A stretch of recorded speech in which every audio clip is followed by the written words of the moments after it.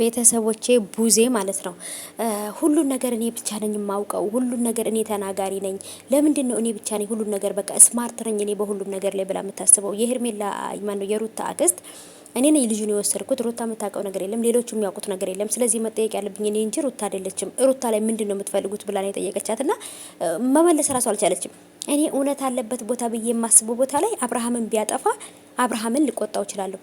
ሩታም ካጠፋች ሁሉም ሰው ያጠፋው ሰው በትክክል እውነተኛ ነገር ነው የምናገረው ብላለች። እና እውነት እንደው ቡዚ አንቺ እውነት የምትናገሪ ከሆነ ሩታ ይሄን ነገር እንደማታውቅ እያወቅሽ ሩታን መጉዳት፣ ሩታን ማስለቀስ፣ ሩታን እንድታዝን ስለምትፈልጉ እንድትሰበር በቃ አይደለ ሩታ ድክመቷን እንድትሉ ስለምትሉ ነው የድክመቷን እንትን ብላችሁ ልጁን ሂዳችሁ የወሰዳችሁባት ድክመቷ እንደሆነ ልጇ በጣም በልጇ የመጣባትን ምንም ነገር እንትን እንደማትል ስለምታውቁ ነው በልጇ የመጣችሁባት አይደለ።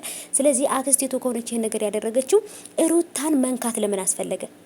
አክስቲቱን አንቺ ነሽ እንደዚህ ያደረግሽው፣ አንቺ ነሽ በመሀላችን ችግር የፈጠርሽው ብለው ቢከሱ እሺ፣ ሩታን እዚህ ነገር ውስጥ መጨመር ለምን አስፈለገ? ለምን ሩታ የምታደርገው ነገር አያስደስታቸውም። ሩታ ስትደሰት አይደሰቱም።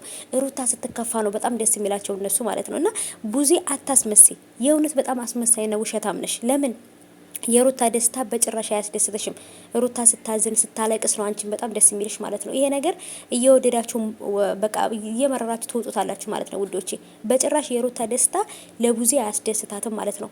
በቃ ሩታ እንድታዝን እንድታለቅስ እንድትከፋ ነው ሁልጊዜ የምትፈልገው። እና ብቻ ከባድ ነው እውነት ለመናገር። እና እኔ እውነትን የምናገረው እኔ ውሸትን እንትን አይደለም። ወንድሜ ቢሆን ራሱ ከዚህ ከማድረግ ወደ ኋላ አይደለም። አላለችም መሰላችሁ ሌባ